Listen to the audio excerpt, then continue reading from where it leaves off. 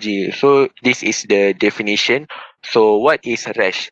Rash is an eruption of spots on the skin. So it can be divided into three types. First is the primary skin lesion, which are present at the onset of the disease. Next is the secondary skin lesion, which results from changes over time. It can be caused by either the disease progression, the manipulation such as scratching, picking, or rubbing, or also cause of the treatment. And the third one is the special skin lesion. Next. So for the primary skin lesion, there are palpable with solid mass, palpable with fluid field, non-palpable, and non-blanching. Next. So you all can see the picture.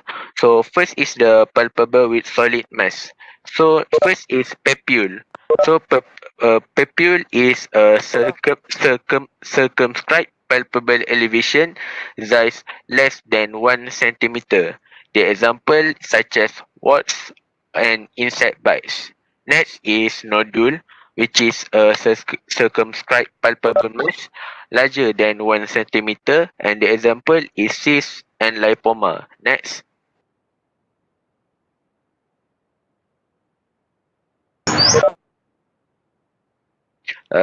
Next is palpable rashes with fluid feed.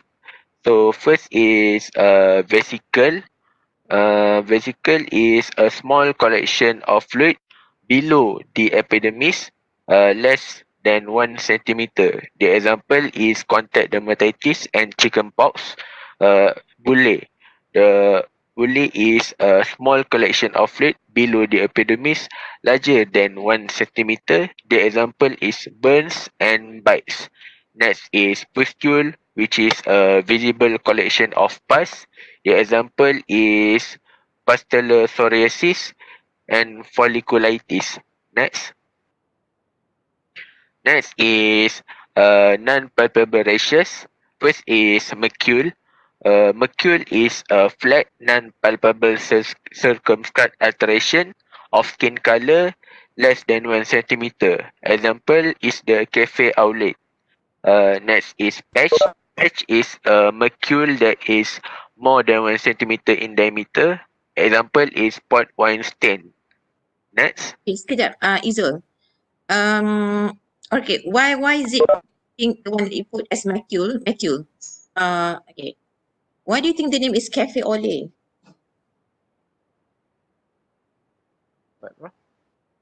Why is it the name is such, Cafe Ole?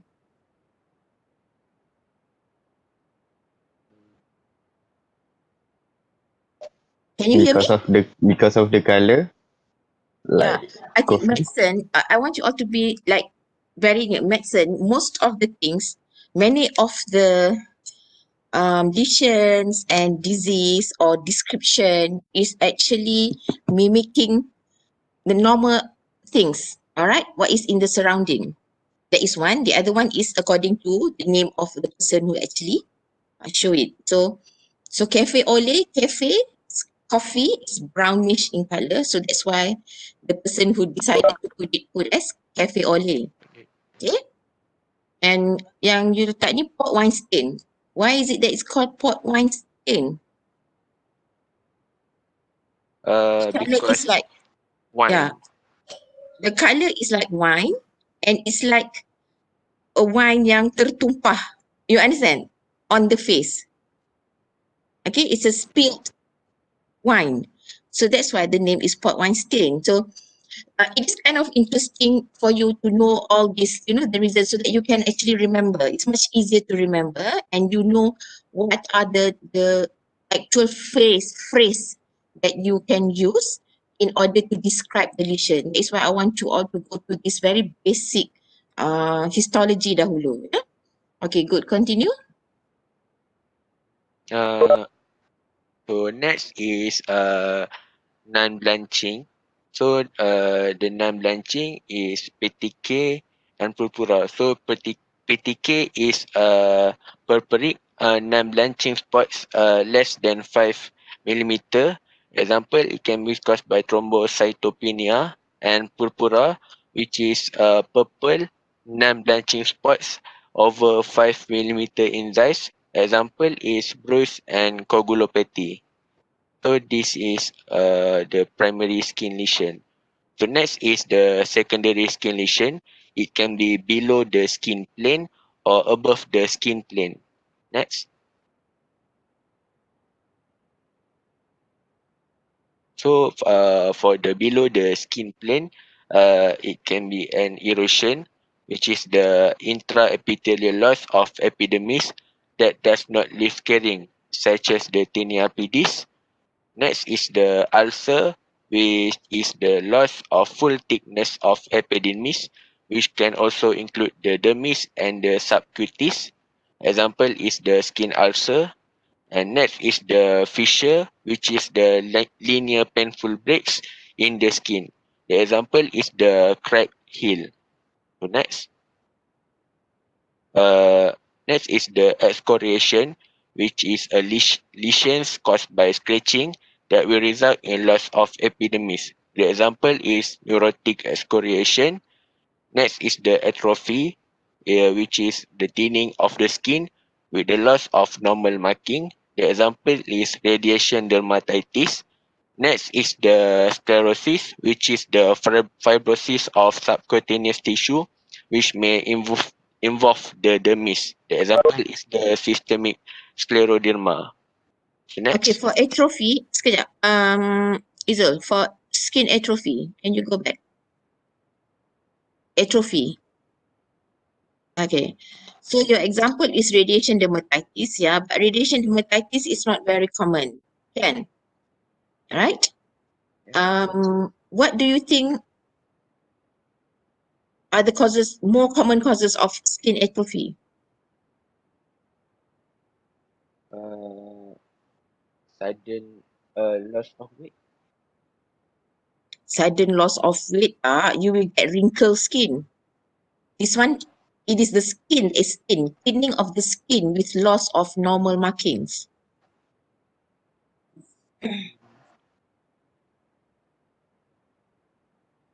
Atopic dermatitis. Atopic dermatitis, yeah, if it's very severe, okay. Post trauma macam burn, right? Okay, they might not heal properly. And the other one adalah steroids. Okay, steroids therapy, very high steroids therapy may actually cause them to have thinning of skin atrophy. Okay, so this is the one that is you will be seeing more frequently, compared to radiation dermatitis. All right. Okay, continue. Next. Okay, that is for the secondary skin lesion. Next is the special skin lesion next. Next is special skin lesion. So this is the one that is not included in the other group. First is komedo. Komedo is plaques of clump keratin and sebum in hair follicle. Example is comedonal acne, burrow, which is the linear tunnels made by mites in the epidermis. Example is scabies, cyst, abnormal closed epithelium line cavity in the body containing liquid or semi-solid material. The example is sebaceous. Next is milia, which is lesions resembling millet seeds. Example is milia acne. Next. Next is abscess, which is the localized collection of pus within tissues. Example is the skin abscess. Furuncle, which is a boil painful nodule formed in the skin by circumscribed inflammation of dermis and subcutaneous tissue. The example is if there is Staphylococcus aureus infection. And carbuncle, which is the necrotizing infection of the skin and subcutaneous tissue. It can be because of the cluster of furuncle. The example is also the Staphylococcus aureus infection.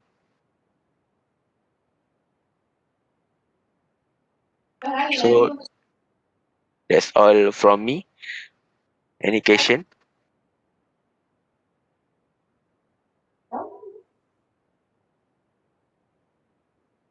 Okay, Uh, I think that's a good overview of all the things, yeah. And hopefully you all can remember, understand the basic pathology behind this, so that if you come out, if you see a patient, a child with rash, you can actually describe it properly and know what would be, think about what would be the differential diagnosis. Okay, right. So can we proceed? Okay, Assalamualaikum and good morning. Can you guys hear me? Yes.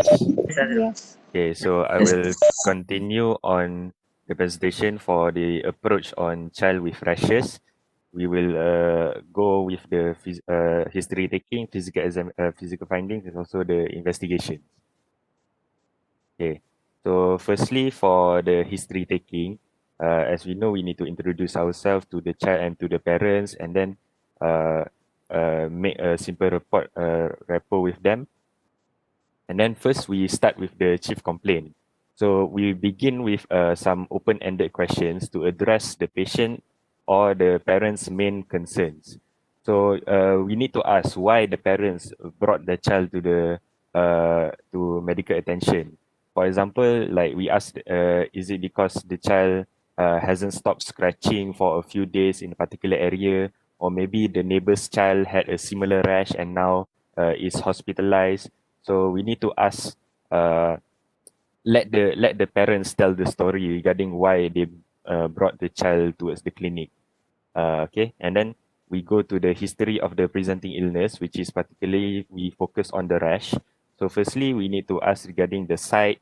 So where did the rash started, the onset, uh, when did it started, the characteristics, has the rash like changed over time, does it look similar as it did before until now. So usually when something like a rash happens, parents will take a picture of the initially like when it happened.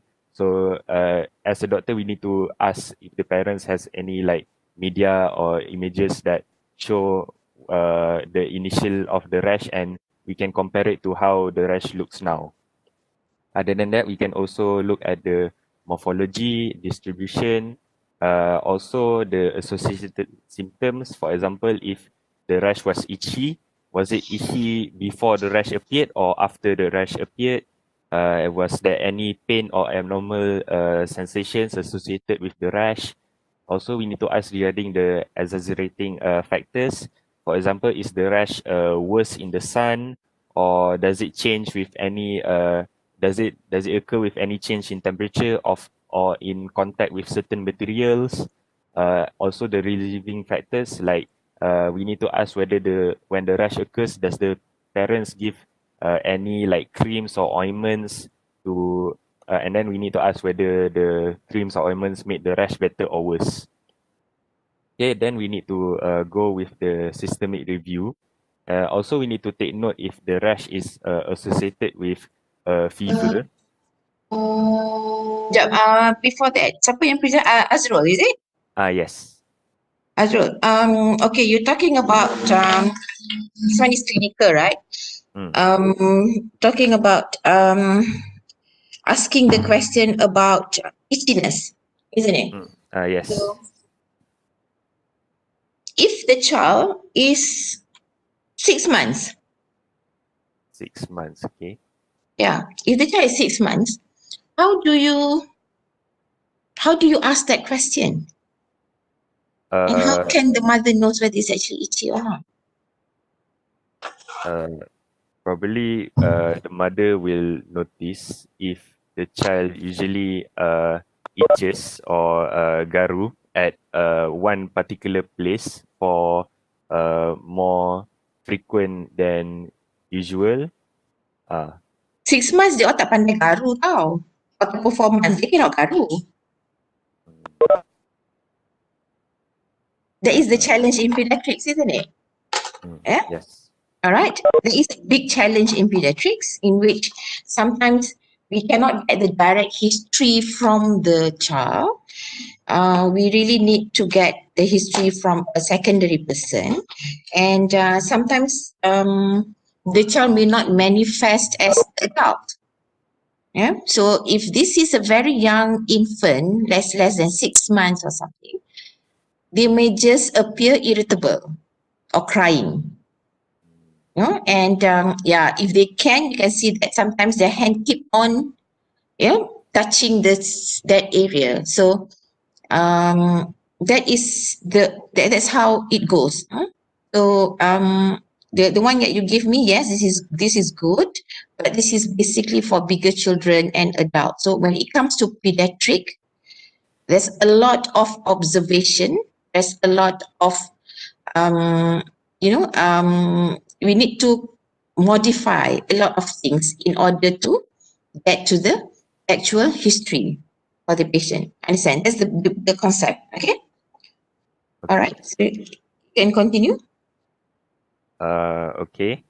And then regarding the systemic review, we need to check if the child is associated with any infectious symptoms, such as we look for the child if there is any cough, runny nose, sore throat, vomiting, or diarrhea. And also ask regarding the sick context, and also if the child goes to daycare, whether there is any cases of a similar rash at the daycare, or if there is any recent travel out of the country. And then for past medical history, we ask regarding during the prenatal, birth, and also neonatal period. So for prenatal, we ask regarding the drugs, if there are any complications during the prenatal period, for example, the infections, ask regarding the fetal movement, and also the overall maternal health during the gestational period. And then during the birth, uh, we assess whether the patient had any complication during the labor, the delivery.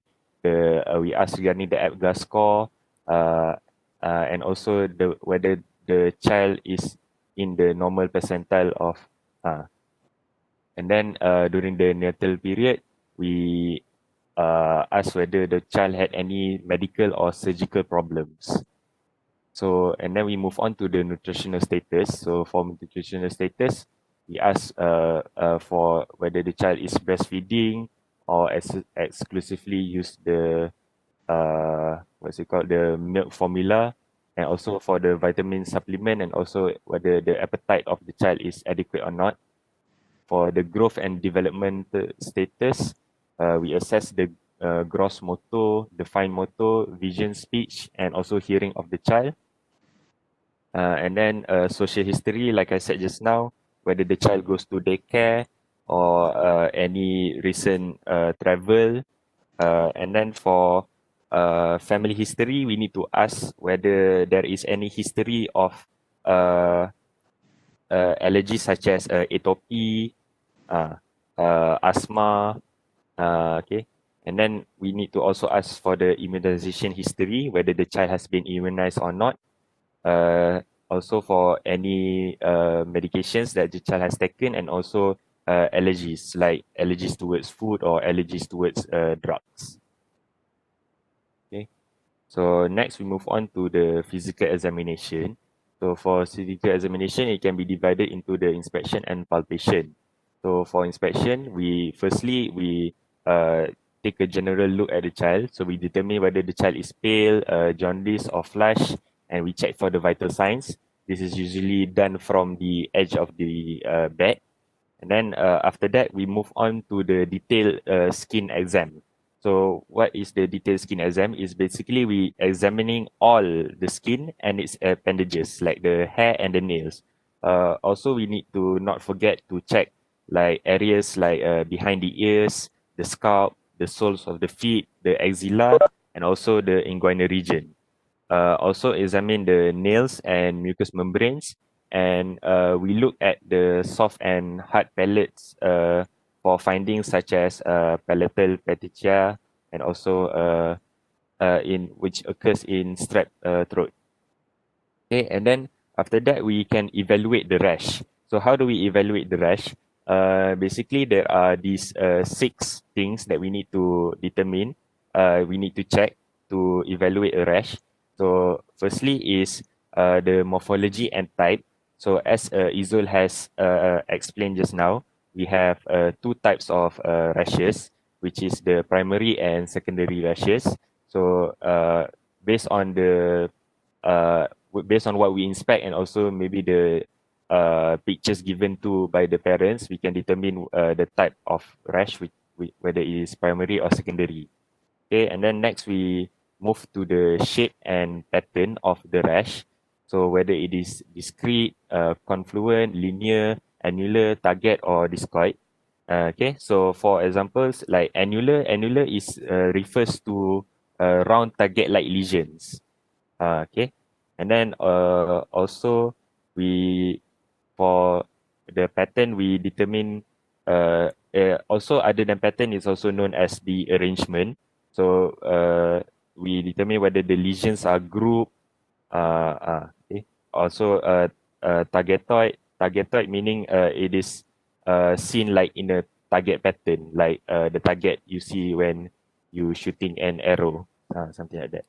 Okay, and then we move on to the color. So for the color, we determine whether it is red, purple, skin colored, also like colors like white, brown, black, or blue also can be present.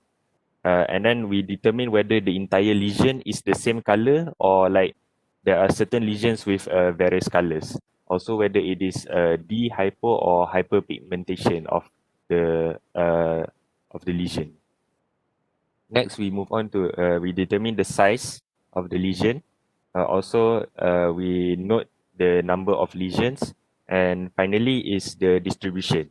So, the distribution we determine whether the rash is generalized, localized, or regional. So, also is there any particular pattern to the rash, like sun, whether it only occurs during at the sun exposed regions, linear or also only at the pressure sites. So actually there is a mnemonic that can we can easily remember how to evaluate the rashes.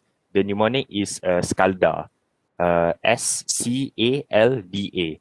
So firstly S for the size, C for color, A for arrangement or also known as the pattern, uh, L for lesion morphology, D for distribution, and lastly the A is for always check the hair, nails, mucous membrane, and in between fingers and toes. Okay, so that is for the inspection. So next we move on to the palpation. So palpation we assess the surface Right. characteristics of the Azrul, is it? Azrul. yes. Yeah, I think okay. You have mentioned about evaluation of the rash. Okay, that's good. In the Mm. distribution, I think this is very, very important. Because certain diseases that present infection, non-infective or infective, okay, the distribution of the rash, the lesion is actually very important. And the progress of the rash. So example, can you give one example that when by just by looking at the distribution of the progress of the distribution of the rash, you may actually make the diagnosis? Uh, Maybe if only the rash occurs at the peripheral extremities only. Hmm? Then Uh, uh, what would be the diagnosis? Likely. Example. Example, uh, maybe ulcers. No, maybe it's a some photosensitivity lah, Oh, exposed area. it's supposed You to. understand? Yeah. Uh, uh, Yeah. That is uh, in pediatric, okay, because this one is new, but I want you to also think about in pediatric patients, right? So if you're talking about a rash in measles rash, okay, classically, how does the rash present? So ada somebody yang akan present after this. I think I'm not sure about measles. Ada. Ada. How does Uh, it first presented? Kat mana? Where the lesion is? Okay. But just example macam measles. Classically, it will start at the back of the nape, at the back of the neck. Okay. Then it involves initially at the back of the neck, it involves the face, and it goes to the trunk. Then it will go to the limbs. That is what we call as cephalocaudal distribution. Cephalo, daripada kepala. Caudal going down and to the limbs. Okay, some rash is actually the other way around. It involves the limbs first, then only it involves the body. Okay, this is very classical. I mean, this is usually infective type of rashes. So this type of description, and it's actually very important for you to remember, to understand and to remember, because most of the time when it comes to skin rash, the diagnosis is by observation. Okay, there is not much of specific investigation to say, okay, this rash is due to what. It's actually very jarang to get that. Okay. Understand, yeah? okay, thank you, Alright. doctor. Continue. Okay. Okay, and then we after inspection we move on to palpation. So in palpation we assess the surface characteristics of the lesions. For example, the texture, the elevation, the crust, and also the temperature.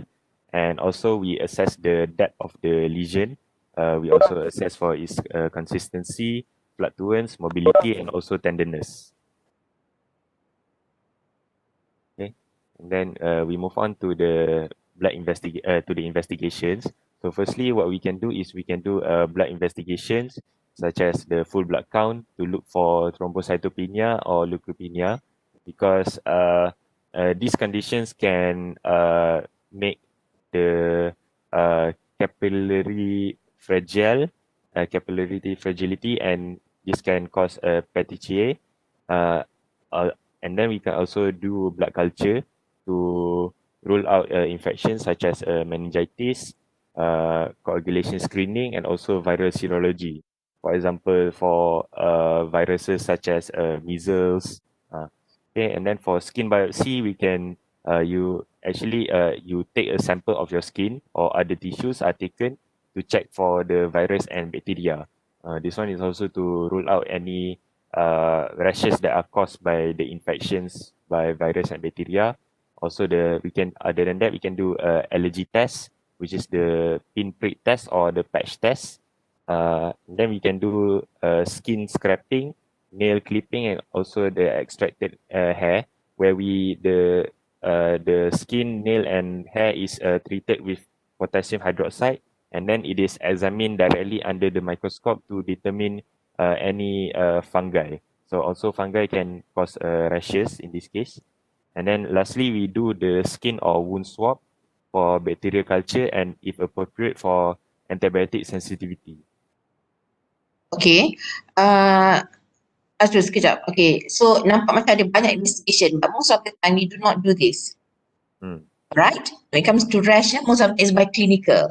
Unless we have difficulty, then only we do it. Yeah? Okay. Okay. But nevertheless, I just want to you betulkan sedikit that investigation blood culture infection such as meningitis. What is the gold standard to manage to diagnose meningitis? Lumbar puncture. CSF examination. Yeah, okay.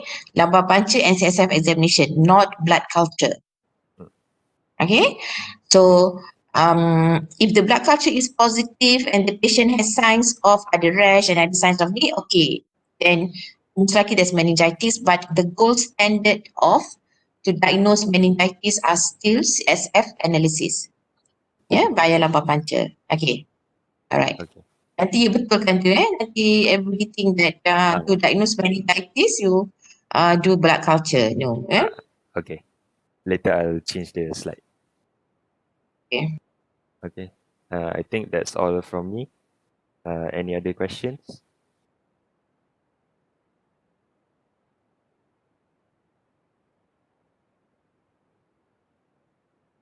Okay, if not, I think we move to the next presenter.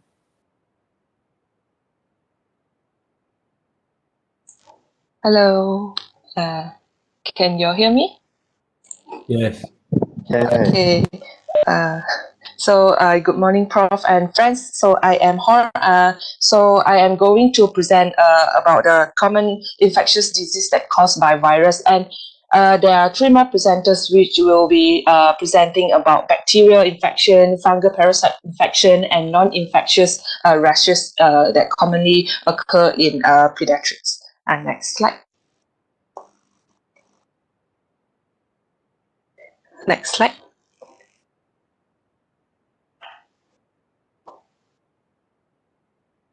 So we go to the first common disease that's caused by virus infection, that is measles. So measles is also known as rubella, and it is caused by a virus of family Paramyxoviridae. And as you can see in the timeline, the incubation period of measles usually lasts from 7 to 14 days, and the prodromal period usually lasts for 2 to 4 days, in which this period is the early sign and symptoms appear before the major sign and symptoms starts. So as you can see, the duration between the blue and red star is the pre-eruptive phase, in which the symptoms appear before the rashes begin to rise. So next slide. So we come to pathogenesis of the measles, and first thing first, the measles is transmitted by air droplets, and once the measles virus enter the respiratory tract, it will invade the epithelial cell, and the virus will uses the hemagglutinin on its surface to bind to the target receptor on the host cell. And once it invade the host cell, the virus negative RNA strand will be transcribed into positive mRNA strand, and this strand will be translated into viral protein and wrapped and sent out of the host cell and spread to the local tissue on around in the lungs tissue, and then the virus will be picked up by dendritic cell and alveolar macrophages, and it will be carried to the local lymph nodes in the lungs area. So through that, the virus can invade the lymphatic circulation and subsequently into the blood circulation, and then spread to more lungs tissue as well as other organs. So this is the okay. So we go to the sign and symptoms. So for measles, during the pre-eruptive phase, which is before the rashes begin to rise, the patient will be manifest several symptoms such as high-grade fever, cough, and conjunctivitis, myalgia, and complete spot, which the complete spots, as you can see the image attached in the slide, it is the bright red lesion with central white dots on the gum next to the second molar tooth. It can be also on the labial mucosa, which is on the lips. So what is the yes. sorry, what do I call you? Okay. Oh, okay. Yes. So Copic spot. What is the issues in Copic spots? Is it easily seen? Is it commonly seen, or it's easily missed? It is commonly seen in measles. It is easily missed, okay? Because Okay. once the rash comes about, is actually when usually the child presented to the for medical attention or something like that. The Copic spots has disappeared. Okay, Oh. the Copic spots actually appear before the rash. Okay, and once the rash appear, Copic spots actually disappear. It might still be there, but it's not so much. But it is something worth looking into. Yeah, but doesn't mean that if you do not see the Copic spots, it is not measles. Alright? Okay. Okay. Okay, thank you, Prof.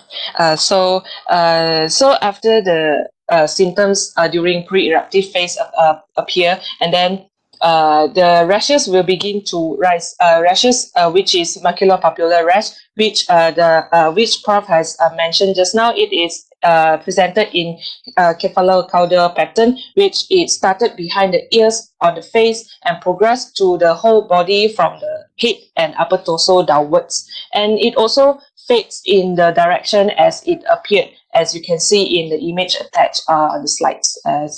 Okay, next slide. So we come to the pathophysiology. I will just skip this slide because basically we have gone through since year one about the pathophysiology of fever to spare the time for other presenter. Okay, next slide. So we come to pathophysiology of these rashes and copic spot. After the invasion of the virus, the virus will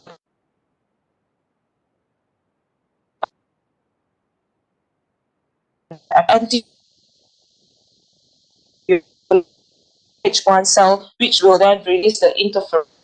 So this interferon gamma will stimulate the macrophages to release the cytokines. So cytokines such interleukin 1 and and increase will cause the abnormal accumulation of the exudate in the epidermis, which will cause rash and the copic spot. And cytokines such as the cytotoxic T cell and reactive oxygen species will cause damage to the epidermal cell and cause the scattered dyskeratotic keratinocytes, which will then subsequently cause the rash as well. Okay, next slide. So this is the one I mentioned just now.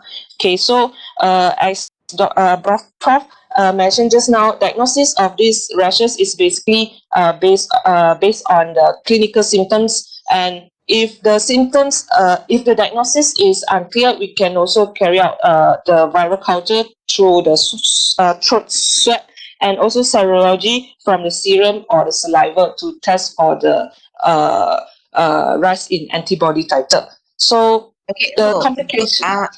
at home, do you know how long viral culture takes? Any idea? Anyone has any idea?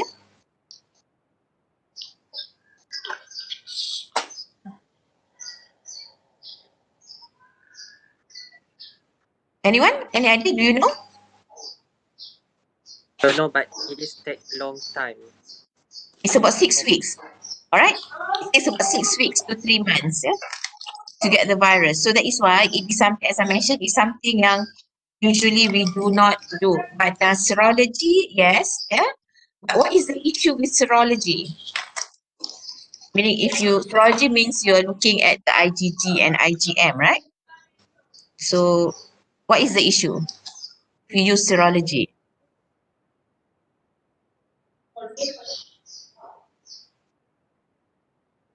The issue about serology could be the positive finding, could be the natural infection or from previous immunization. Yeah, it is very non-specific. So if the IgG is high, it may means the child has been immunized or the child has been infected, but previous infection. So yeah, so it's a little bit more difficult, yeah, to get in terms of the diagnosis. So currently, I think whatever it is, many people tend to go to PCR. You know about PCR, isn't it? Yeah. But this is also something that is actually quite difficult to we have to send to a special lab actually that do measles PCR. Yeah, okay. Okay, thank you, Prof, for the correction. So we come to complication of measles. Complication is usually begin because of the suppression of the host immune response, and it is caused by a super infection. So the examples are otitis media, bronchitis, pneumonia, and encephalomyelitis and SSPE. So the management approach for these measles is supportive care to ensure a good hydration of the patient, and the symptoms usually will subside within 3 to 5 days, and the rashes might stay longer. So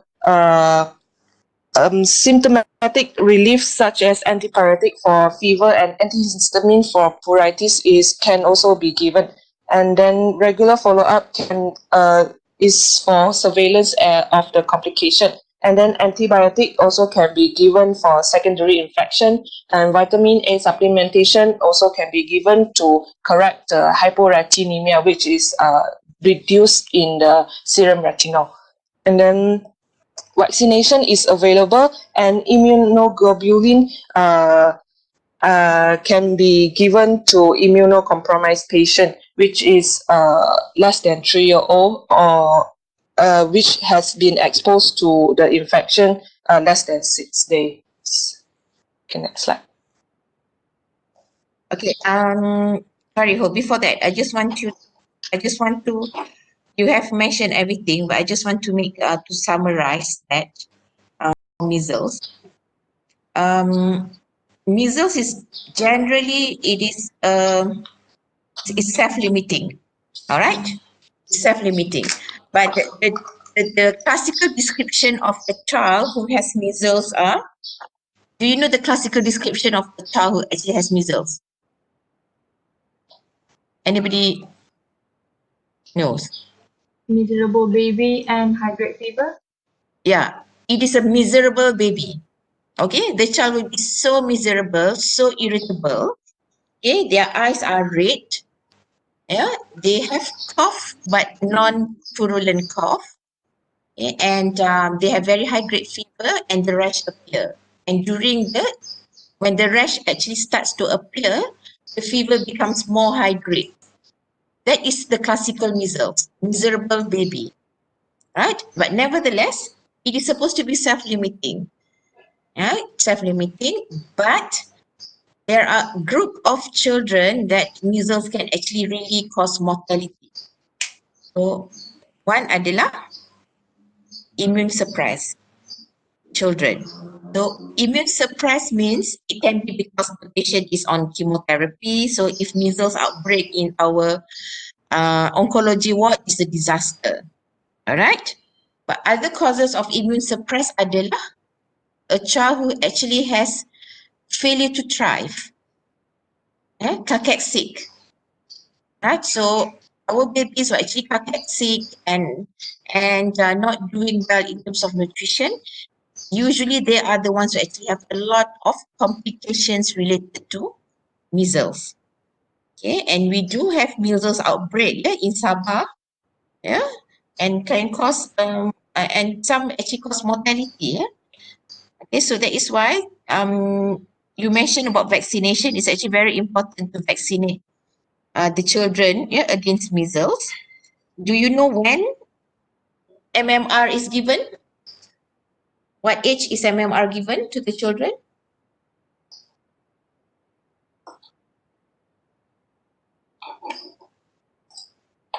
During You know? the 6 month in children in Sabah.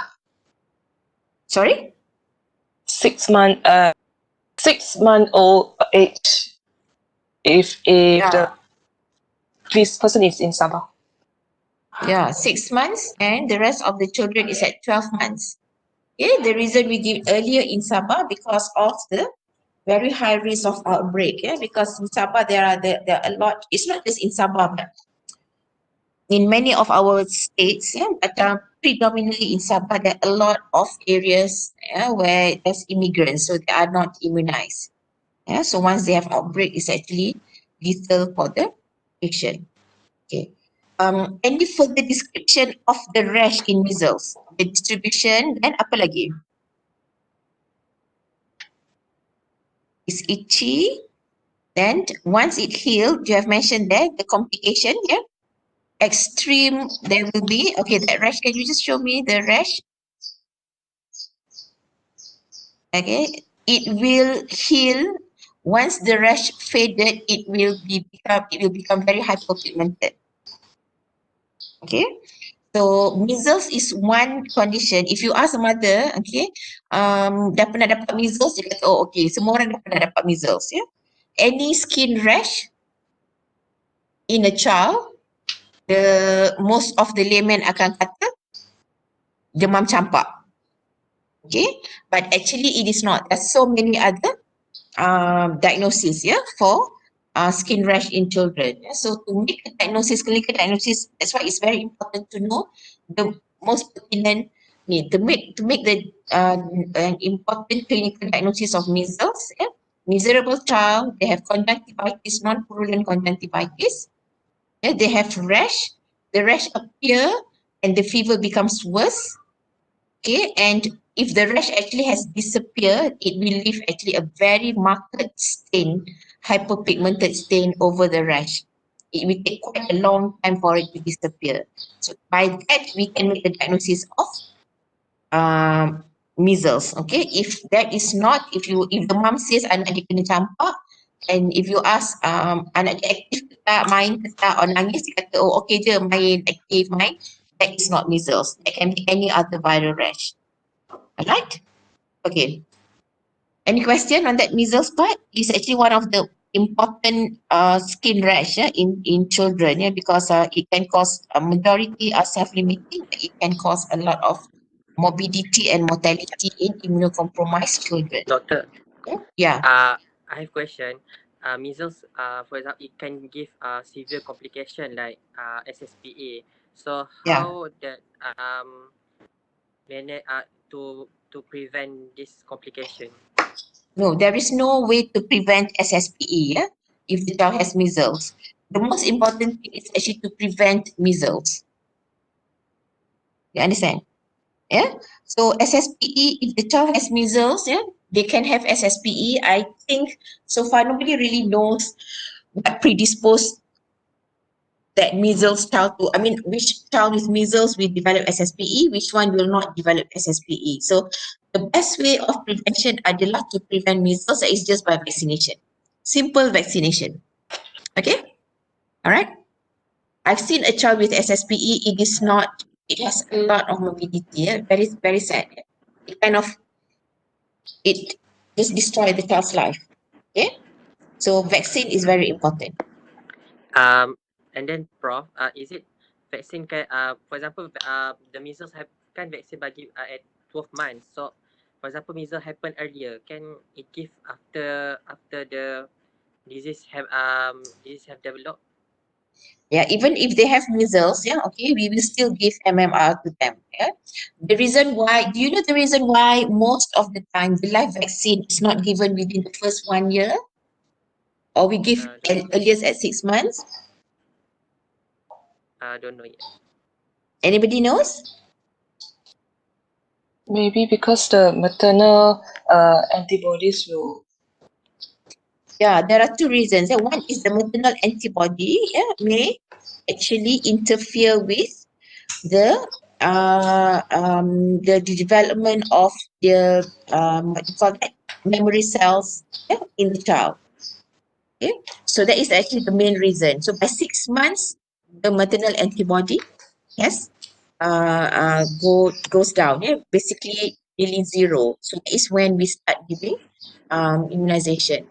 But the other thing is the children, the infants, they have a weaker response to produce antibody. So that is why if you look at our immunization schedule, hepatitis B, DPT, HIP, we have to give multiple doses so that the child will be able to mount the correct amount of antibody. Okay, so that is actually very important. So why can't we give measles vaccine earlier? Okay, that is the reason. All right, so that is why it is very important to the whole community to actually be vaccinated, so that it will create herd immunity. Do you know herd immunity? You Yes. ada belajar kan? Yeah, so meaning that if 90 to 95% of the community are actually immunized against measles, and even these very small babies, they are just 4 months, they're just 5 months, they are not immunized yet, they will be protected. Okay, so we hope for all these vaccine, all these diseases, infective diseases that is preventable by the disease, by vaccination. Okay, we hope that the group of babies that doesn't mount good antibody, or we cannot immunize yet just because of the age, etc., they are still protected by the herd immunity, by the community. Yeah, once herd immunity collapse, Meaning now there are so many anti-vax around, and all these children will be exposed. Okay, that is also the reason why, even though there are so many anti-vax, their children did not get measles. That is because the herd immunity by the whole community. Okay, so that is why the children are still safe from measles. You understand that? Yes. Okay, so can we proceed?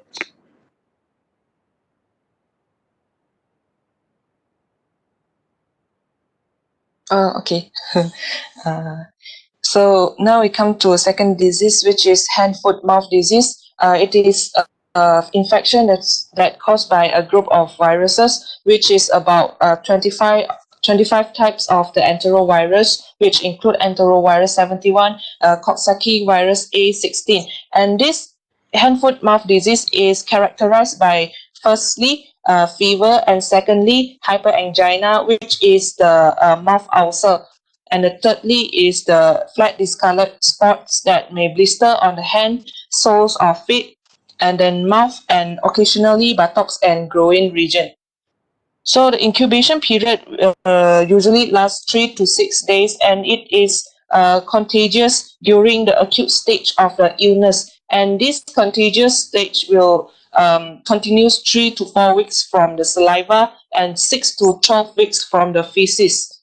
So the transmission of this hand, foot, mouth disease is through direct contact with the saliva and nasal secretion, and secondly through the oral fecal transmission. Next slide. So patient will manifest fever, nausea, and feeling tired, loss of appetite, and irritability, and as well as hyperangina and vesiculopapular rash, which I mentioned in the region just now. And the diagnosis is mainly based on the presenting sign and symptoms. Yeah. Okay. The treatment for this hand, foot, mouth disease is usually not needed, as it will resolve on its own within approximately 1 week. And then if otherwise, symptomatic treatment can be given with close attention to the hydration, and as well as hyperangina for poor oral intake patient. And for the patient with complicated disease, they can be given the intravenous gamma globulin. Okay, next slide. So this is the picture of the vesicular papular rash of the patient of this hand, foot, mouth disease. Next slide. This is also example at the legs region, sole of feet region. Okay, next slide. Any question about hand, foot, mouth disease? Okay, this is another rash disease, that is supposed to be self-limiting, but this is very contagious, very, very contagious. So if a child has this and they are going to school, or they have to go to kindergarten, they actually cannot enter kindergarten or school during that episode of rash. Okay, if you look at WHO, one of our concern, because one of the virus that can cause hand, foot, mouth disease can actually cause myocarditis. Okay, so so there are actually protocols. I think dekat CPG ada, CPG, KKM pun ada, in pediatric protocol pun ada, and the WHO also has mentioned what are the group of children with this hand, foot, mouth disease that needs to be admitted. Okay, many of them are it is self-limiting.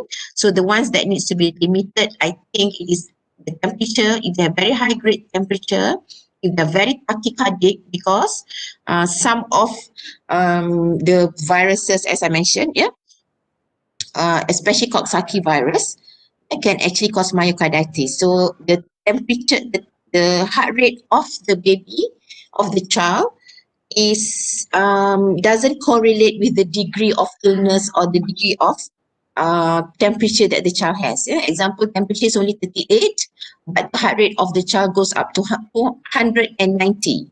That is not logical. Okay, so this are baby that we need to admit and to observe carefully for fear of myocarditis and heart failure. Okay, the other thing adalah even though it's self-limiting, as you mentioned just now, in children, because they also may have blistering in the mouth, poor feeding and dehydration is another cause of morbidity. So some of them, we need to admit them for a few hours or for one day, just to give them extra fluids intravenously. Yeah, okay.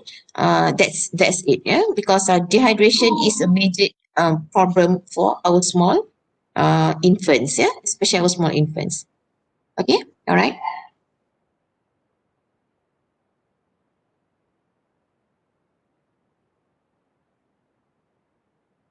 Okay, can continue. Oh, sorry, I'm late. So thank you, Prof. So we move to the next rashes, which is chicken pox. So this chicken pox is also known as varicella or shingles, uh, which is caused by reactivation of this virus. So it is Shingles, usually shingles. Oh, shingles. Okay, shingles. Yeah, shingles. yeah. Okay, so chickenpox is usually self-limiting, and the transmission is through person-to-person direct contact, and secondly through airborne and air droplets. So the incubation period for this chickenpox is between 14 to 16 days, and it is contagious 2 days before onset of rash until all the scabs are dries up. So next slide. So this is the rash example on the patient. Okay, next slide. So as I mentioned just now, the prodromal phase is the duration in which the first sign and symptoms appear, and in the varicella, fever it will be manifest, and it is usually lasts for 3 to 5 days, and longer than that we might want to suspect for secondary bacterial infection. And the next symptoms are malaise, macular rash, and then lymphadenopathy, and as well as pruritus. Sorry. So the rash is polymorphic in spite of the different stages of this disease, in which the pattern will progress from at first is rash only, and then it will progress to clear vesicles, as the first presenter present just now. Vesicles are the accumulation of fluid under the epidermis, and then this vesicle will then progress to scabs. So it is polymorphic during the progression of the disease. So the pattern of the rash will be manifest as teardrop vesicles. Okay.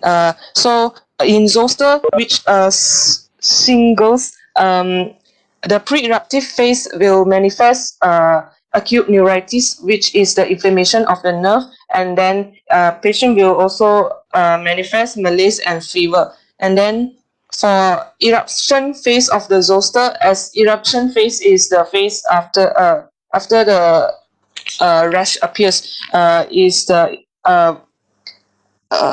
manifesting rashes, as well as just now I mentioned in the uh, um, varicella phases.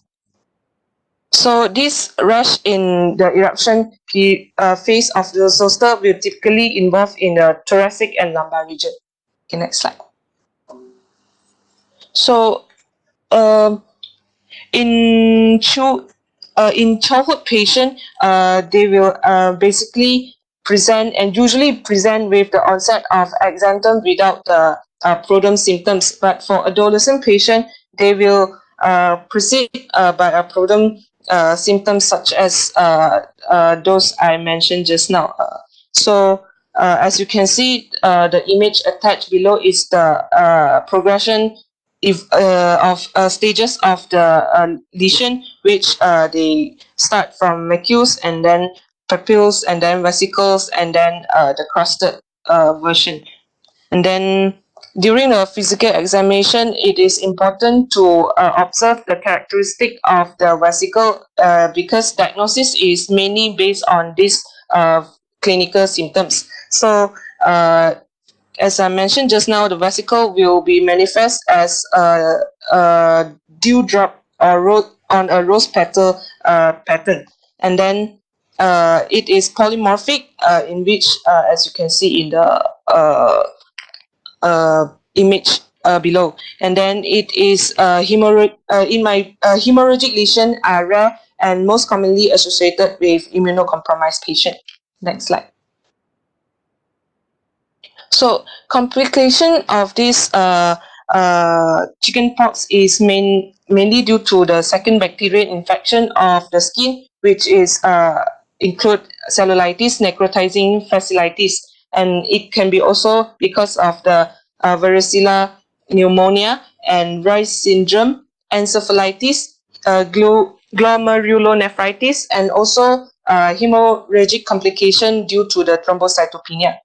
And then for management approach, it basically can divide into two types, which is the for immunocompetent patient and immunocompromised patient. And for immunocompetent patient, oral encyclovir can be given to a patient larger than 12-year-old, or the patient who is not patient, sorry, the family member which is secondary contact cases.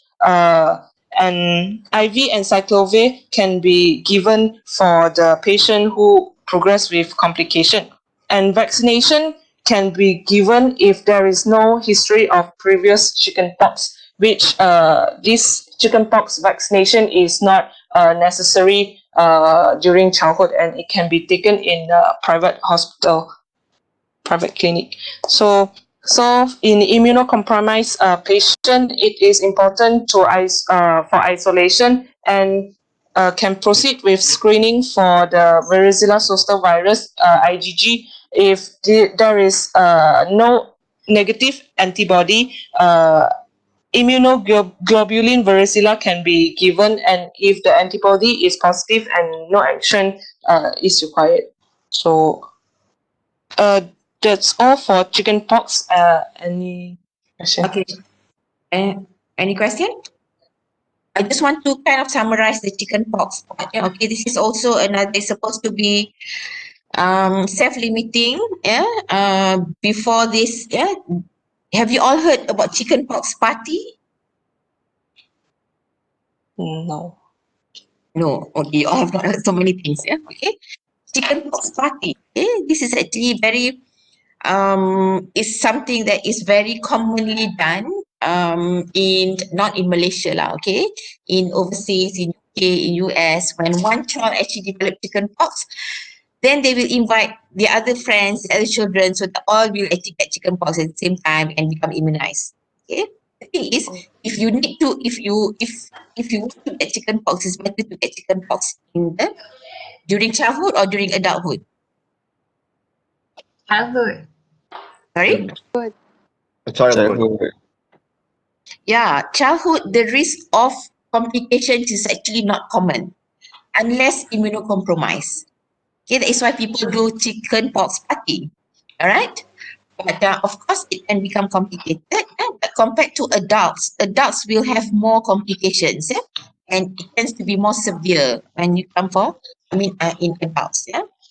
So once you have one other than immunocompromised patients, meaning patient on chemotherapy or something, the other group is mothers who are pregnant and infants. Yeah, if they get chickenpox, infants, if they get chickenpox, it tends to be severe. All right, mother who are pregnant, if they are pregnant during the first or second trimester, it can cause congenital anomaly. If the mom has chickenpox just before delivery of the child, we need to admit the child and we need to give immunoglobulin to the baby. Okay? And sometimes we need to start away acyclovir if they develop even one single crop. Because newborns, they are considered as immunocompromised. Okay? So is chickenpox, once you have chickenpox, can you have a second second episode of chickenpox infection? No. Basically, no, but it can. Nothing in medicine is like no. All right? It is very rare. Okay. Once you have immunoglobulin, once you are vaccinated with a varicella zoster vaccine, can you get an episode of chickenpox?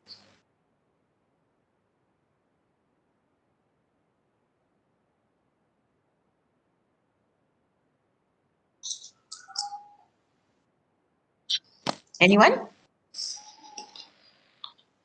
Yeah, you can still have chickenpox, but usually it is milder, very mild, very short duration. Even the rash is the vesicles are not just one or two, a few, and it will disappear. So, that is why to get the vaccine is actually much better. So, any one of you, there are 112 students with me now.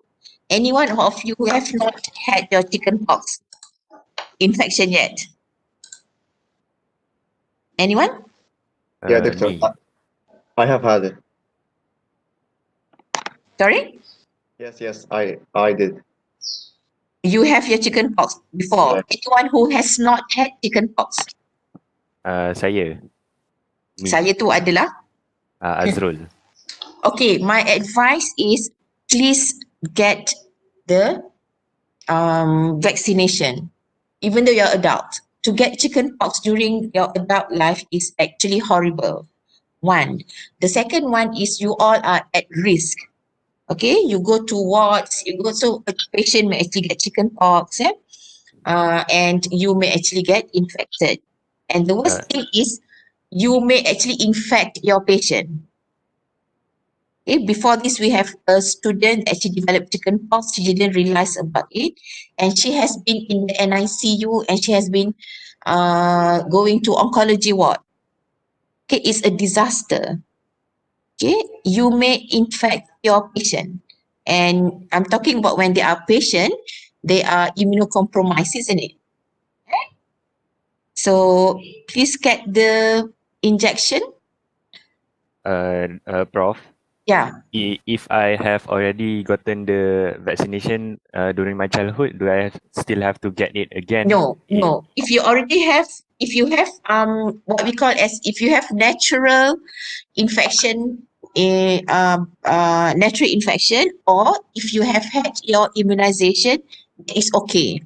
But if you have not had the natural infection and you have not had your vaccination, please take your vaccination, because it is very, very contagious. Yeah? It's very contagious. So try to prevent it. Okay? Okay. Thank you, Prof. Right. Okay, we can continue. So this is the last for virus infection. So rubella. Rubella is also known as German measles, and it is caused by a virus of family Togaviridae. And this rubella can cause fetal death and congenital defects in vertical transmission, which is known as congenital rubella syndrome. The incubation period for rubella is 15 to 20 days, and it is infectious in the days less than 7 days from the onset of rash, and it is spread by air droplets and vertical transmission. Next slide. So this is the example of rash on a patient. Next slide. So during history taking, as we can observe, patient less than 5 year old is usually asymptomatic, and for patients more than 5 years old, they are usually symptomatic, but only 1/3 of them are, but 2/3 of them are subclinical, which is merely symptomatic. So the symptoms, the example of symptoms are the low-grade fever, sore throat, headache, conjunctivitis, nausea, cervical lymph adenopathy, usually at the lymph node of suboccipital and post-auricular lymph node. During physical examination, you will observe the low-grade fever and exanthum, which means the widespread of the rash, and pruritic of the rashes, and erythematous maculopapular rash, which will begin and start from on the neck and face first, and then spread to the trunk and extremities. And this maculopapular rash will begin to fade on the second day and disappear on the third day. So most important thing during physical examination is to observe the Forchheimer sign, which is the petechiae on the soft palate, as you can see on the image attached above. Okay, next slide. So complication is usually uncommon in rubella. So complication include the post-infectious thrombocytopenia, Guillain-Barré syndrome, peripheral neuritis, arthritis, myocarditis, Guillain-Barré syndrome. encephalitis. Guillain-Barré syndrome. Goulet. Guillain-Barré syndrome. Yeah, Guillain-Barré syndrome. Okay. So for the congenital rubella syndrome, patient might progress with might show congenital abnormalities such as cardiac defects, cataracts, mental retardation, sensory neural hearing loss, and IUGR. So there is no specific therapy to given for the management approach, but we can give antipyretic to for fever, antihistamine for pruritus. Vaccination is also available, and immunization is also available. So that is all from my presentation from viral infectious disease. Any question?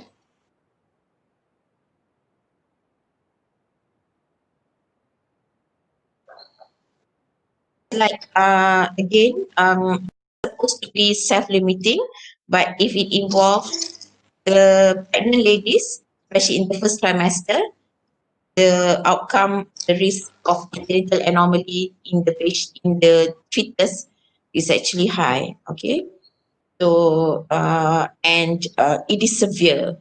Many of them has severe mental retardation. They are deaf. They are dumb.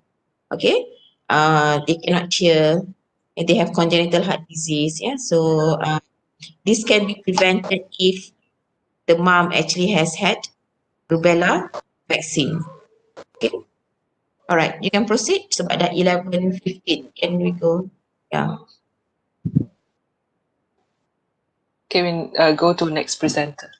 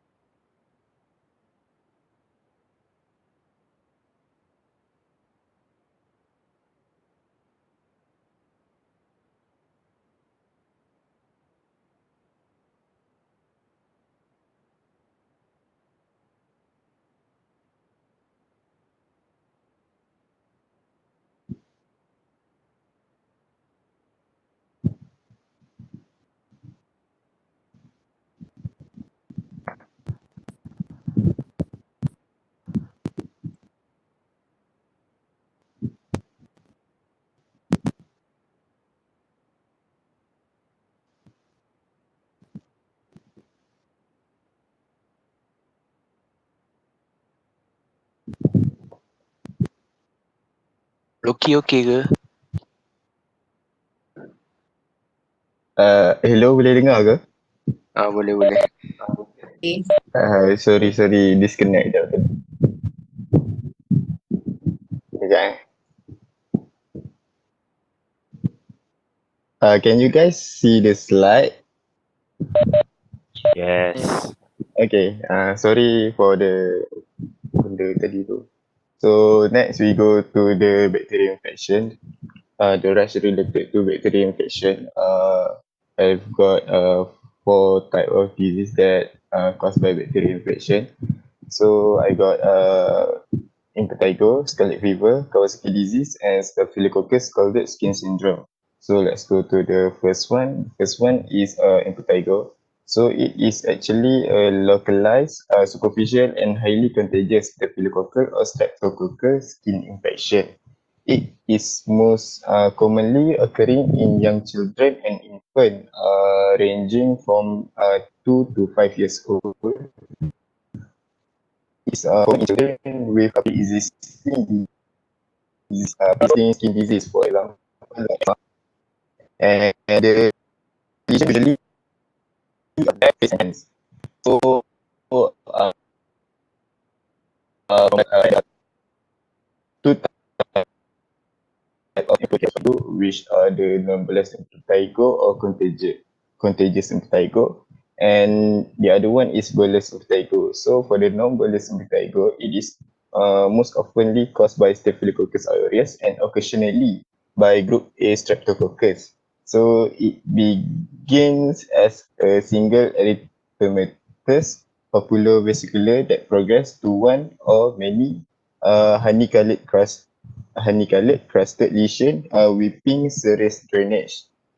This is the image for the non-bullous impetigo. You can see the honey-colored crusted lesion. Uh, Next, we have the bullous impetigo. It is associated with Staphylococcus aureus fish type 71. The skin lesion are thin wall ranging from the size of 0.5 to 3 cm bulle with erythematous margin resembling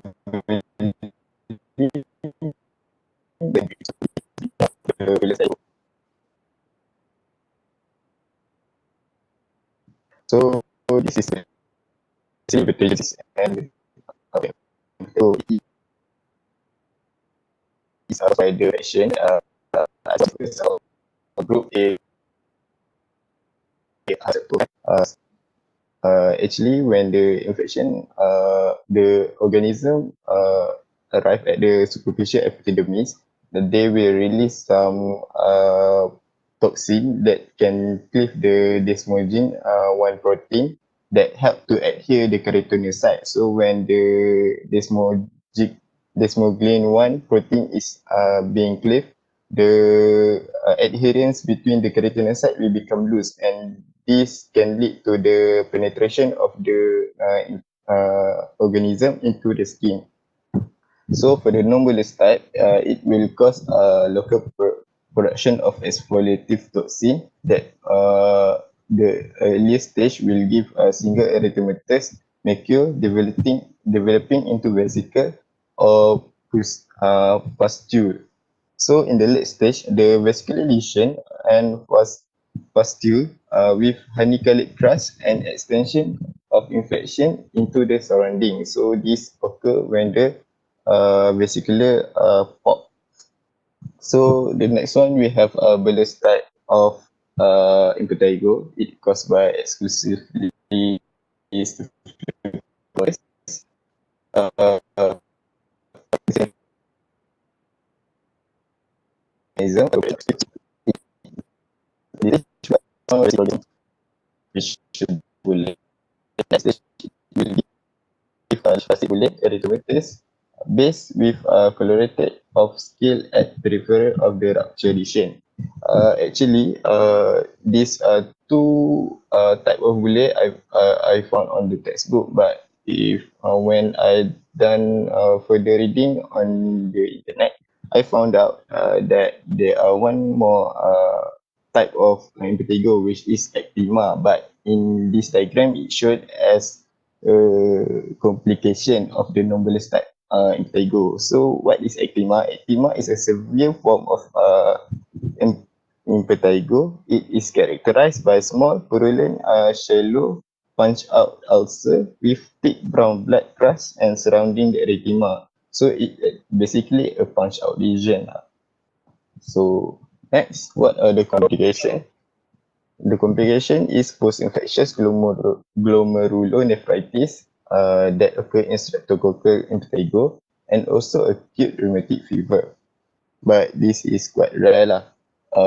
Treatment, we can give a topical antibiotic like mupirocin. It is effective for mild case. However, for more severe cases, we can give a narrow spectrum systemic antibiotic like flucloxacillin. And children with impetigo should be Flucloxacillin. flucloxacillin. Okay, thank you, Prof. So, uh, Okay, or be. Okay, the complication for this, can we just go back one slide? Okay. Hello. Okay. The This complications. one? Complications. This is something that hopefully will become less and less. Yeah. Acute post-streptococcal pulmonophysitis (APSDN). This is one of the common cause of admission in our hospital among the children. Yeah. Okay. Rheumatic fever is also common. Yeah. It is not that you kata tadi it's not common. No, it is common, and this can be prevented by good hygiene. Okay.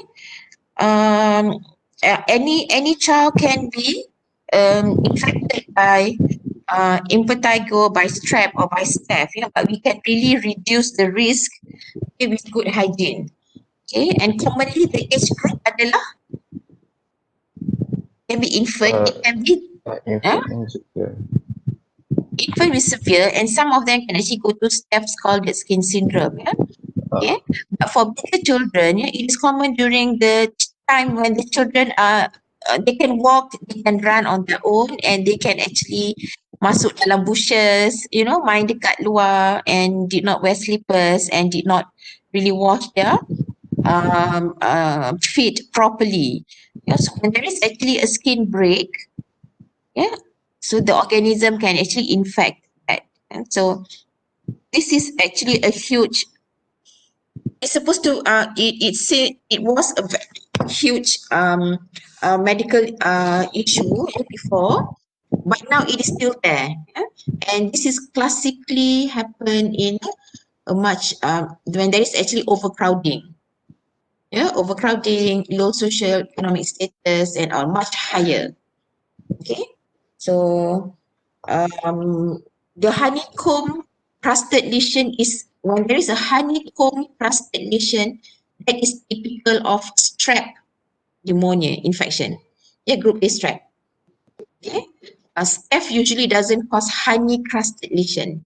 It's more of ada pus. Yeah, but strep usually honey crusted discharge. Okay, next. So next we go to the scarlet fever. So by definition, it is a diffuse erythematous eruption that generally occur in association with pharyngitis. So development of scarlet rash occur because exposure to Streptococcus pyogenes or Streptococcus group A Streptococcus causing skin reactivity, which is the delayed type hypersensitivity to pyrogenic oxytocin produced by the organism lah. So it is common in children in the age of 5 to 12 years old. So the characteristic of the scarlet fever, it has the typical appearance that will include a centered maculopapular rash with rash start to face the result. So the mouth that will first appear and then it will turn into red strawberry tongue. The color will change. So we could also find the appearance of pastia line on the skin folds area. This image show the pastia line, which uh, it's okay. Next is the other symptom that could be presented with scarlet fever is sore throat and of course fever.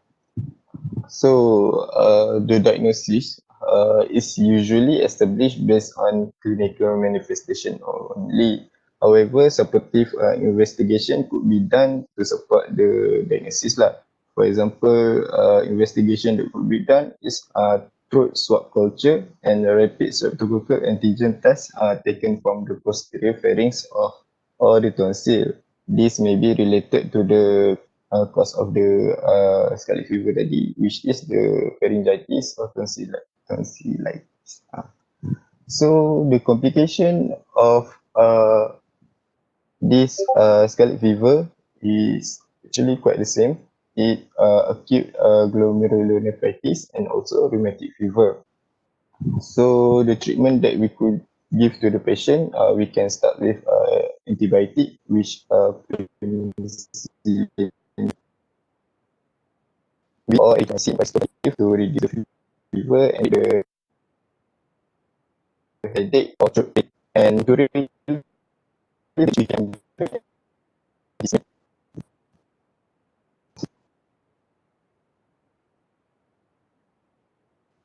so next we go to Kawasaki disease. So Kawasaki disease is basically a systemic vasculitis febrile condition, usually affecting children less than 5 years old. It is quite a rare disease, but early diagnosis is important because early treatment could prevent the complication of the Kawasaki disease, which is the carotid artery aneurysm, which is can be deadly to the child lah. So if we diagnose early, we can prevent it with treatment that we'll tell later. So the etiology Okay, is sekejap. Lukman, yeah, Lukman, Kawasaki disease tadi you letak under bacterial cause, is it? It's actually not yes. bacterial cause, eh? As you mentioned, the etiology is not known. Yeah, Uh, some may actually have following infection, some may not. People have been saying that it's actually from group A strep, but it is not that clear. So it's actually not under pyogenic cause of infection. Kawasaki is an entity of its own, yeah? so we put Tak it apa, you under, just continue since you okay. So, however, some hypotheses suggested that it could be related to genetically susceptible hosts plus some trigger from infection lah. So how do we diagnose the Kawasaki disease? We have several diagnostic criteria here. First, the patient must have fever lasting at least for 5 days, and the patient also must have 4 out of 5 of the following principal criteria. First, we have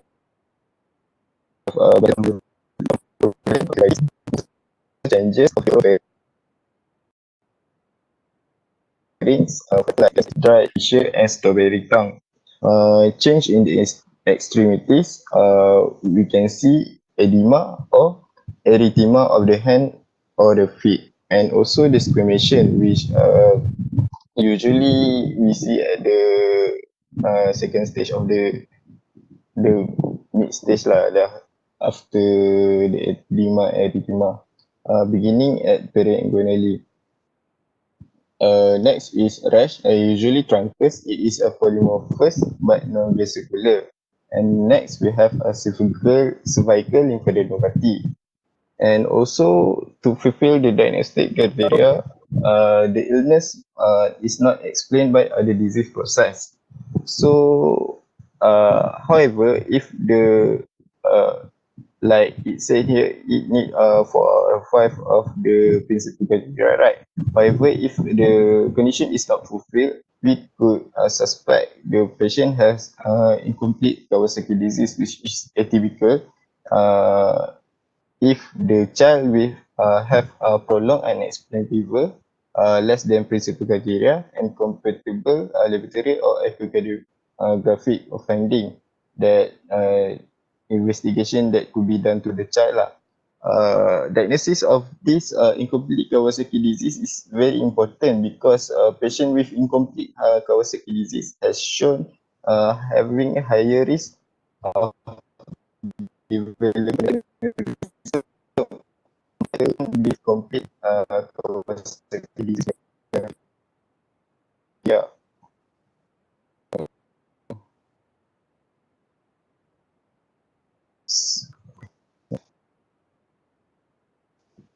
So the diagnosis have been can be made by the diagnosis criteria that I've told before, but some several investigation could be done also to support the diagnosis. For example, like blood count. We can look at the platelet count, and also the platelet count usually will increase. White blood cell will also increase, and patient will also seems to be anemic. We can also check for inflammatory markers like ESR and C-reactive protein, and it is usually elevated. So this is the manifestation of the clinical features regarding to the onset of the disease lah. Yeah, you can look at this. Okay. For the treatment, we have primary treatment and maintenance. For treatment, we give immunoglobulin. Okay. Able to carry for let's say for the early that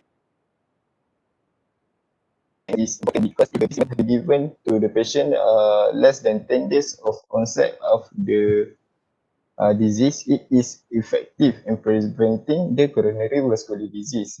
Next, we can also give the patient oral aspirin at anti-inflammatory dose until the patient is febrile for 2 to 3 days or till day 14 of the illness. So if the patient is not responding to the treatment, how we consider the patient is not responding to the treatment? It is persistent or recurrent of fever more than 36 hours after completion of initial dose of IV immunoglobulin. So what we will do is we will repeat the IV immunoglobulin treatment again. So next is the maintenance. We give oral aspirin at antiplatelet dose for 6 to 8 weeks or until the ESR and platelet count normalize. So if your speed is off.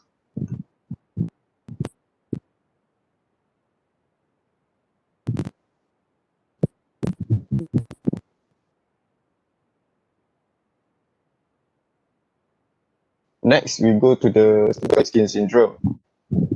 So the pathogenesis is it is caused by Staphylococcus aureus. So like the like I go before, the the organism will release exfoliative toxin A and B that will cause the separation of the epidermis skin through granular cell layer. It affects mainly infant and children, and the associated symptom that we find is fever and malaise. The patient also may have purulent crusting and localized infection around eyes, nose, and mouth with subsequent widespread erythema and tenderness of the skin. The clinical clues that we could find is generalized tender erythema, Nikolsky sign. The Nikolsky sign is when the area of epidermis will separate on gentle pressure. So when we put gentle pressure on the area, the epidermis will separate from the underlying skin. So occasionally it is associated with underlying infections such as osteomyelitis, arthritis, and pneumonia. Discrimination and most is erosion observed, especially in integrous area. So more common, this disease is more common in children younger than 5 years old of age.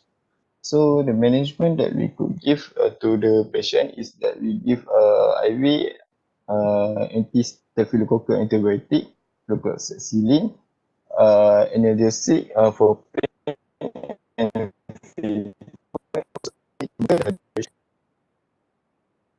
less.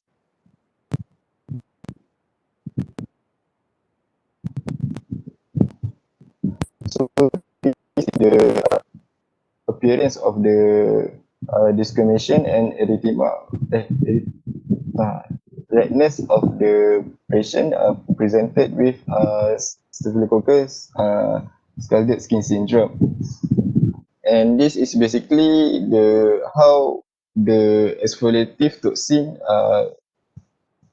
cleave the desmoglein 1 that cause the separation of the stratum granulosum and from the that caused the split of the stratum granulosum. Okay, that is all for me. Any questions?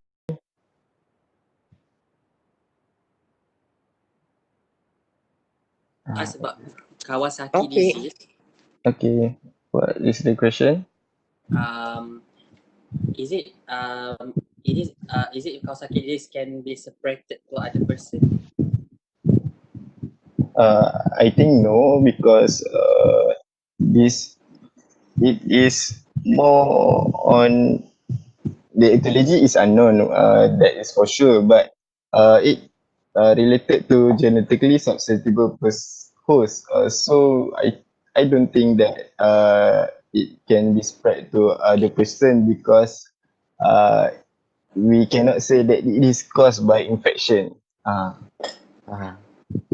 I think so. Okay, alright. Okay. Any other Once the question? child has Kawasaki, okay, the Yeah. Kawasaki disease doesn't spread. But if infection is the one that trigger Kawasaki, so that infective organism may actually cause infection to the other person. All right. But Oh, usually maksudnya they cause infection je lah to other person but not the not Kawasaki necessarily disease. Kawasaki. Because the Kawasaki disease is actually equally is not known as you mentioned, and many think about it's an immune response, genetically susceptibility. Okay, so it's like rheumatic fever. Rheumatic fever doesn't spread to another person, but if group A strep that caused the child to develop rheumatic fever, that group A strep is the one that's going to can spread to another sibling. Understand? Yeah. Okay. Faham ke? Faham. Okay. Just the next one satu is actually quite late because I have to go to ni. But since you're touching Kawasaki, okay, that diagram in terms of the Kawasaki, yeah. So if you see in terms of the first week, it takes actually 5 days, yeah. But if you miss that 5 days, and it enters the second week, because the peeling of the fingers and toes occur about day 10, yeah? And unfortunately, the coronary complications also started at the end of the second week. It's about day 10 of life, day 10. Yeah? And this is also the time when the platelet actually become thrombocytosis. So if we catch the child during this only because the platelet has increased, we actually already miss a lot of things because the coronary aneurysm can become very, very a lot and everything because the thing is we need to catch the child during the first week. So you need to have a very high index of suspicion because the first 5 days, there may not be, the presentation may be like any other infection or any other viral infection. Okay? Okay. Okay. Yeah. So the next one adalah fungus. Panjang ke? Tak panjang. Okay. After that fungus ada lagi ke? Tak ada. Non-infectious. Non-infectious. Okay. All right. Can we try to finish in 15 minutes? Okay. Everything? Yeah. Okay, so moving on, fungi, which is first oral candidiasis, second is ringworm or Pityriasis versicolor. Next. Okay, so first oral candidiasis is also known as oral thrush, and the infection caused by candida, which is candida albicans, candida glabrata, candida tropicalis. And we have to know the difference between oral candidiasis and candida dipodermatitis. Okay, next.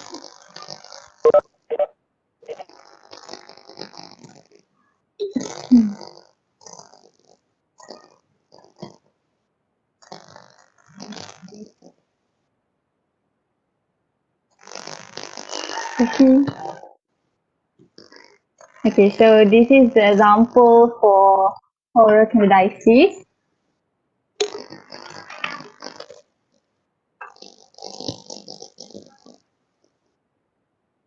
Next slide.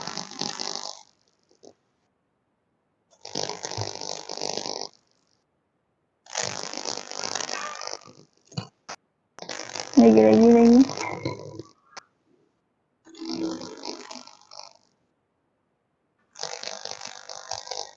Okay. If you see this picture, if it is scrape lesion on the tongue, if you scrape this lesion on the tongue, it will leave a very raw area, which is very painful. This is for oral candidiasis. Next slide.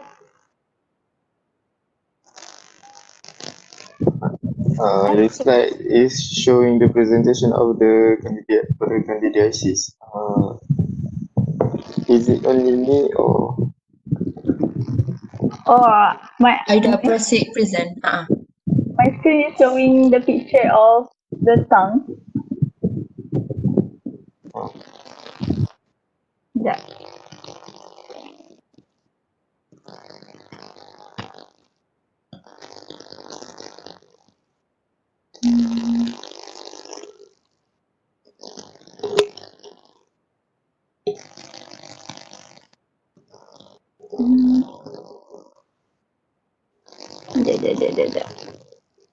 Um, okay, so for presentation of oral candidiasis, for the history, it is white and yellow patches inside the cheeks or on the tongue or gums. It looks like the leftover milk. When wiped off, it leaves red sore areas which may bleed, and baby's mouth may be uncomfortable or painful. And candidiasis also affects the skin, mucous membrane, fingernails, eyes, and skin folds of the neck and armpit, as well as the vagina and the groin folds. So this is important as we know that if it affects the skin folds also, so we can already differentiate it is candida diaperdermatitis or dermatic rash, because dermatic rash doesn't involve the skin fold area. And for management, first we use as anti-thrush drugs in the form of drop, gel, or lozenges such as nicotine or metronidazole. Second, we keep the skin as clean and dry as possible and change the diapers frequently. Number three, most candidiasis infections it get better within 2 weeks, and recurrence are fairly common. Okay, so second, is ringworm or pityriasis versicolor. It's sometimes called as Pinia versicolor. It's caused by yeast called Malassezia, for example, Malassezia globosa, Malassezia furfur. And it is the opportunistic infection that causes hypopigmentation or hyperpigmentation of the skin. It depends. And most affected areas are the back, chest, upper arms, neck, and tummy. So this is a picture showing that the pityriasis versicolor on the fair skin patient, the hypopigmentation, and the dark skin patient, which is the hyperpigmentation. And moving on to the presentation of pityriasis versicolor, the history is first, it is red, itchy, or scaly patches or raised areas of skin called spots. Second, the patches that develop blisters or pustules, patches that may be redder on the outside edges or resemble a ring, and the patches with the edges that are defined and raised. And how to manage for pityriasis versicolor? It is the mild infection. We treat it with topical antifungal drugs such as ketoconazole, selenium sulfide. And for severe infections, we treat it with systemic antifungal for several weeks. Okay, next is parasitic infections, which is scabies. Scabies is the infection of skin by human mites. It is called Sarcoptes scabiolva hominis, and the incubation period for the person who never had scabies infection before, symptoms may appear about 4 to 6 weeks, and later to develop. For person who previously had scabies, symptoms appear sooner, around 1 to 4 days after the exposure. It occurs at all age, common in young children and elderly in poor communities, overcrowding and poverty. So usually, patients who stay at a hostel have tendency to develop scabies. And the characteristic of rashes, it appears as blisters or pimples, thin raised bumps with a clear soft fluid fluid. Scaly patches might develop. So the hallmark of scabies that we need to know is the appearance of tract-like burrow in skin, usually grayish white or skin color. So the favorite spot is between fingers, full of the wrist, elbow or knee, around waistline and navel, on breast, genitals, head, neck, face, palm, and toes in a very young patient. So symptoms of scabies is the hallmark of the symptoms are rash and intense itching that worsen at night. Continuous scratching, it creates sores that become infected. So the complication is first, it will expose to secondary infections such as impetigo, which is the bacterial infection. Second, it will develop into crusted scabies, which is Norwegian scabies. So how to treat scabies is we use scabicide, it is to kill scabies mite and the egg. For adult and older children, we need to treat with scabicide cream or lotion at all areas of body.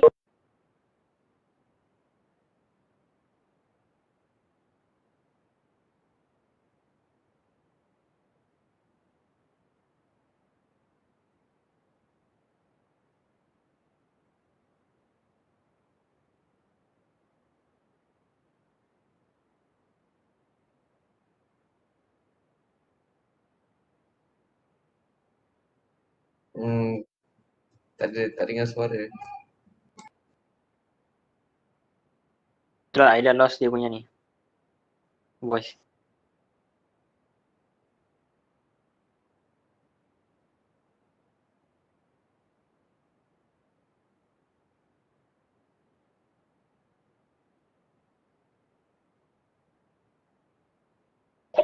Sekejap, dia tengah try fix.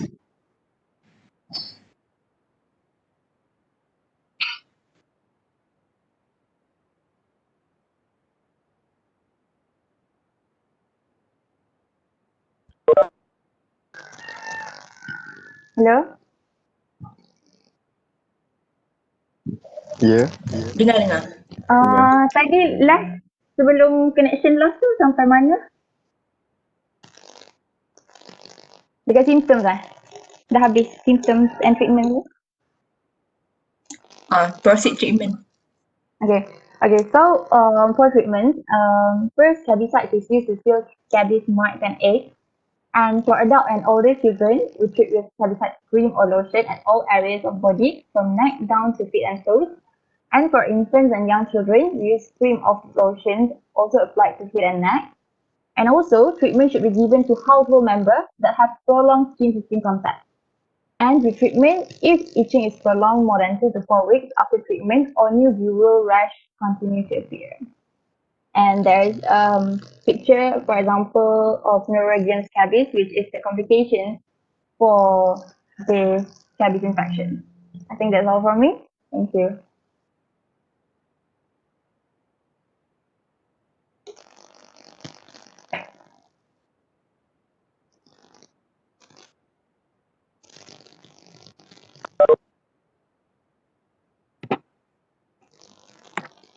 All right, so I will be the next presenter. So I will proceed since we are running out of time. So for the non-infectious rashes, we have 4 types. We have the contact dermatitis, the atopic dermatitis, then we have the diver dermatitis. The last one we have the systemic lupus erythematosus, or known as SLE. So go to the next slide. So first, for contact dermatitis, is a physiological reaction that occurs when the skin comes into contact with certain substance. So basically, the contact dermatitis is when the skin of the child or the baby comes into contact with substance that will lead to those signs and symptoms. And this condition can be categorized into irritant or allergic. For the irritants, they will cause direct skin irritation and inflammation, and they are most common causes of contact dermatitis. On the other hand, for the allergens, they will cause the body immune system to have an allergic reaction where the body will release the defense chemicals that will cause the skin symptoms. And the allergens are less common causes of contact dermatitis. There are many substances that may cause contact dermatitis, including the soaps, baby lotions, perfume, latex, and antibody cream, as well as poisons AVI. Now, moving to the next slide for the signs and symptoms of contact dermatitis. The patient could have itching, red rash, swelling and burning in the affected area, and then painful cracks as well as blisters. Those all of the signs and symptoms that can present in the affected area. Okay, now for the treatment. Next slide. All right, so for the treatment, the first thing we have to do is to identify and avoid the substance that may cause the allergic contact dermatitis. But if the contact has already happened, then the first thing we have to do to wash the skin with soap and water quickly after the exposure. Then the second thing is to wash the clothing and all the objectives that touched the plant resin to prevent the re-exposure. We also can use wet cold compresses to soothe and relieve the inflammation if the are broken. And for in severe reactions, we can seek medical help if the symptoms that affect a large area or those symptoms happen around the eyes or the genitals, or also the symptoms are getting worse over time. So this is for the first one, the contact dermatitis. Now for the atopic dermatitis, it's also called pediatric eczema, and it is a skin disorder that usually appears in babies or very young children. And also it is a long-term chronic skin condition. And parents with eczema, they are more likely to have children with eczema. So eczema is considered as an inherited disorder. It could be an inherited disorder, and the mode of inheritance for eczema is autosomal dominant inheritance pattern. For the causes of eczema, just saying this one. So for the causes of eczema, uh, to children with eczema, they will have a form of sensitive skin, so that it may be more easily irritated by sweating, heat, rough coating, and some soaps or cleaners. And also, children with atopic dermatitis, they may have allergic to food, pets, or other animals, dots, mites, and grass. Although it's not that clear, those allergies will actually cause the eczema in most children. So now for the clinical features, as you can see here, the first thing will happen to the patient is the redness and swelling around the area, then the thickening of the skin and chronic eczema especially, then the dry and scaly skin, as well as the small bumps that will open and weep when scratched. The last thing is the accentuated hair follicles. And at the right side of the slide, as you can see, here we have the common location of atopic dermatitis or eczema. It can happen on the cheeks, and it will be red and itchy skin with scaling. And then it also can happen on the back of the knees, and it will appear as red or brown itchy bumps. It also can appear in the hand and wrist, and it will appear as a thickened skin. It also can appear in the trunk, that will be the hair follicles. Now moving to the next slide. Okay, so the treatment of eczema, actually there's no cure for eczema, but we can try to easiest and relieve the sign and symptoms and relieve the itching, for example, the inflammation. We can also moisturizing the skin and also prevent the infection from happening.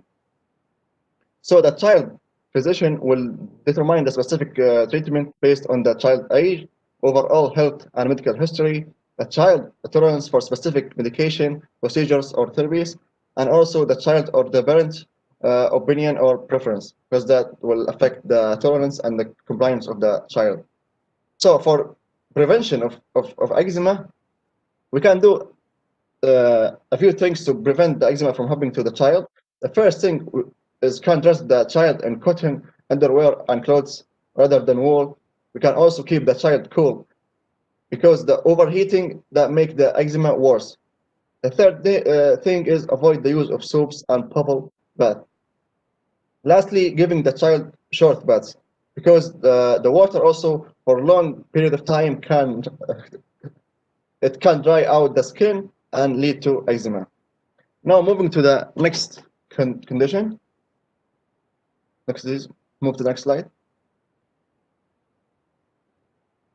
All right. No. Yep. Yeah. Okay, so for the diaper dermatitis, it's also known as nabi rash because the rashes will occur in the diaper area. And it usually occurs in infants between the age of 9 to 12 months, but it also can begin in the first 2 months of life. And there are a few risk factors that may contribute to happening of diaper dermatitis. One is the infants with diarrhea or chronic stooling, so that they will have an increased risk of developing diaper dermatitis because of the continuous local skin irritation by the stool. The second risk factor is the dietary factors. Also, they may play a role because the breast fed infants will have a lower incidence of diaper dermatitis than the formula fed infants, and this is probably because of the breastfed infants will have a lower stool pH. So by having a lower stool pH, that will reduce the irritation of the skin. Also, one of the risk factors is the usage of broad spectrum antibiotics. And this they may cause the infants to develop diaper dermatitis by increasing the risk of developing diarrhea and subsequently having diaper dermatitis. Also, by causing secondary yeast infection. And in most cases, the diaper dermatitis is one type of contact dermatitis because it's like an irritation of the skin. And there are many other things that also can cause diaper dermatitis. The most common, as we can see here in the causes, the candida diaper dermatitis or irritation, as I have just explained, by stool and feces. The third thing is the seborrheic diaper dermatitis. Now move to the next slide. Okay, for the clinical features. The first picture, you can see the candida diaper dermatitis. It will The candida diaper dermatitis. It will appear in the genitals and diaper area, and it consists of red elevated area and flat solid area of the skin with sharp edges and skin flecks of the skin, as it's shown in the picture. And then the seborrheic dermatitis, the skin will appear red with yellow and oily patches. And for the third one, the contact diaper dermatitis, this is as the previous one I have explained, the redness and the itchiness. So yeah, moving now for the treatment. Okay, the treatment, it depends on the cause of the rash and also how severe the condition is. So the treatment will include the removal of the diaper for a few days, as well as medicated diaper cream and anti-inflammatory creams, and keep the diaper area clean and dry. This is the most important one because keeping the diaper area clean and dry, it will help to resolve the signs and symptoms. And if on the other hand, if the area is like sweating and it's not dry, that will help to get the signs and symptoms worse. The next thing is changing the diaper frequently, as well as limiting the use of soaps and other harsh cleaners in the diaper area. So this is for treatment of diaper dermatitis. Now move to the next slide.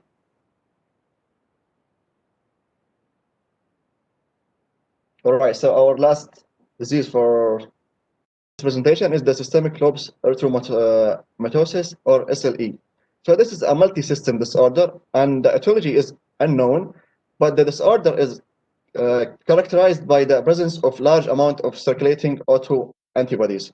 So SLE, as we all know, it is an autoimmune disease that will affect various parts of the body, and it's caused by the immune system mistakenly will attack its own body tissue, and that will lead to inflammation and ischemia in the microvasculature.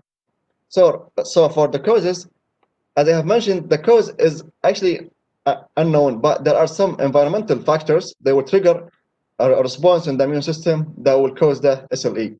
And those possible triggers include infection, skin exposure, drug reaction, as well as exposure to cigarette smoke, and some also can be triggered by hormones during puberty. Now to the next slide. Okay, so for the clinical features, for SLE there are many clinical features, but we will just mention the one with rashes since we are talking about rashes today. So the first one is the Miller rash, or known as the butterfly because it has the shape of the butterfly.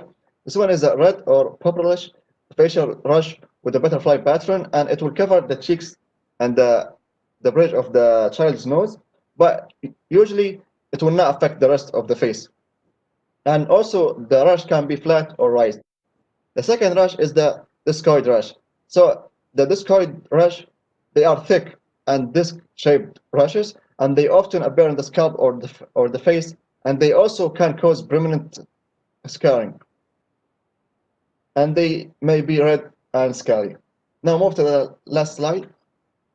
All right, for the treatment, there's no treatment for the SLE, but we can use those medication to help improve the sign and symptoms. So first thing we can use is the corticosteroids, and then we can also use NSAID to relieve the itching, the inflammation, the redness, and all those symptoms. And I guess that's all from me, and that concludes the whole presentation. Any questions from you guys?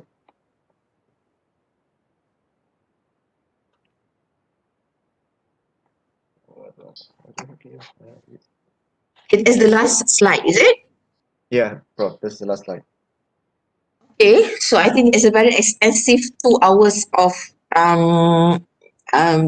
presentation and discussion. Yeah, okay, so very good. Yeah, it's just that I want to share one slide because I think there's one condition of rash that you all has missed. You all have missed. Okay, I just want to actually I have some slide presentation. So let me just share it with you.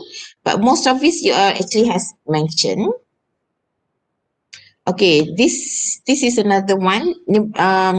This one is just like you all can just shout out what it means. Can you see this my slide? Yes. Okay, what do you think the child has? Anyone? Hypopigmented lesions, mainly at the back, buttocks. What is that?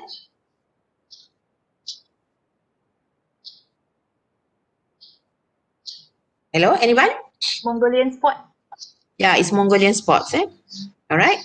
This is the area that Mongolian spots usually occur. Mainly actually at the buttocks and back of the trunk. It can actually involve the limbs. It can be quite extensive. This one is TEN, toxic erythematous. Jap. TEN. I can't remember now the name. And what usually we call ini is actually like heat rash. Yeah. Okay. This is also benign. Okay. What is this? Chicken pox. Is it chicken pox? Yeah, chicken pox. Okay, these are classically chicken pox. What you have mentioned, they have vesicles. They can be, has erupted. It can be macules. It can be erythematous. So classical chicken pox is at one area there will be crops of different ages of lesion, meaning some actually has ruptured, some still has vesicles. Yeah. Okay, so this is chicken pox. Yeah? Okay, what is this? Sorry. Measles. Yeah, we cannot see the eyes, but you can see that the child is very miserable, isn't it? So this is miserable measles. This one? Scarlet fever. Yes, this is scarlet fever. Yeah, the tongue is very red. Yeah? But if the child has this type of rash, you really need to look at Kawasaki. Right? Because it may actually present similar presentation. Yeah? Okay, this is one that you all have not covered. What is this? Dengue.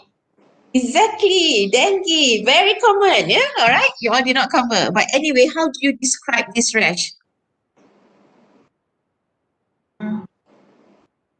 Red. Patches of white in red skin. Patches of white and red skin. Yeah, you are correct in a way.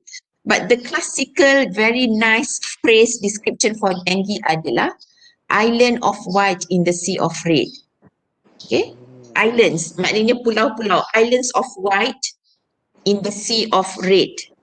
So the rash is actually the red coloured. The patch, the white patch in between is the island of whites, is actually the normal skin. That is the normal skin.